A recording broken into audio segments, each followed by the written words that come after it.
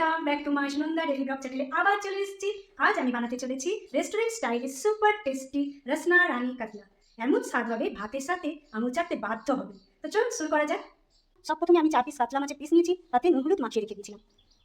এরপর যেটা লাগবে সেটা হলো ফোড়নের জন্য কিছু গোটা গরম মশলা, নুন, হলুদ, জিরের গুঁড়ো, ধনের গুঁড়ো, স্বাদটাকে ভালো করার জন্য একটু চিনি, কাজু বাদাম, পেঁয়াজ, আদা, রসুন, টমেটো আর একটু টক দই।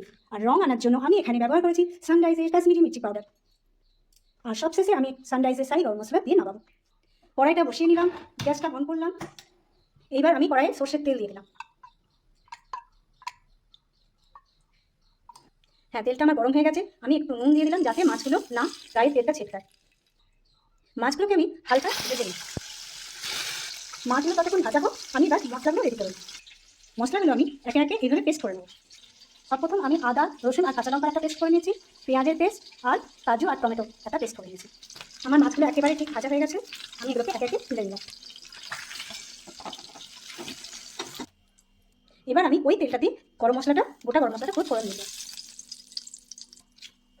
প্রথমে আমি পেঁয়াজ বাটাটা দিয়ে লাল লাল করে ভেজে নিই।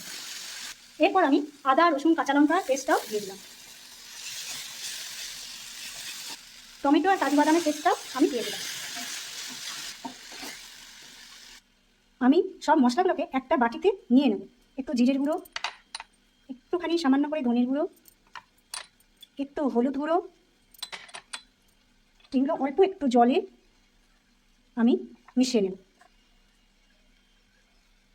এইভাবে আমি মশলাটা জলে মিশিয়ে নিয়ে আমি কষাতে দেব।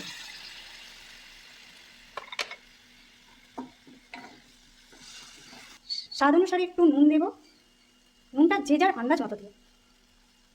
একটু আমি চিনি দেব। রসনা রানী কাতলায় কালার আনার জন্য আমি একটু সানরাইজের কাশ্মীরি মির্চি পাউডার ব্যবহার করছি।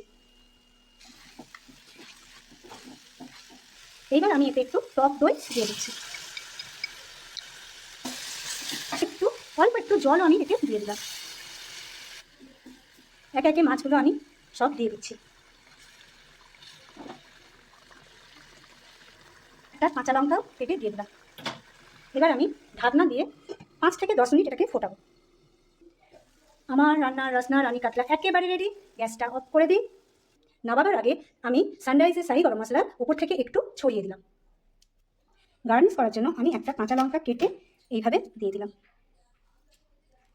তৈরি হয়ে গেল আমাদের সুপার টেস্টি রসনা রানী কাতলা। গরম ভাতে বা পোলাওয়ের সাথে খেতে একদম অসাধারণ। ভিডিওটি ভালো লাগলে অবশ্যই লাইক, শেয়ার অ্যান্ড সাবস্ক্রাইব করে দেবেন।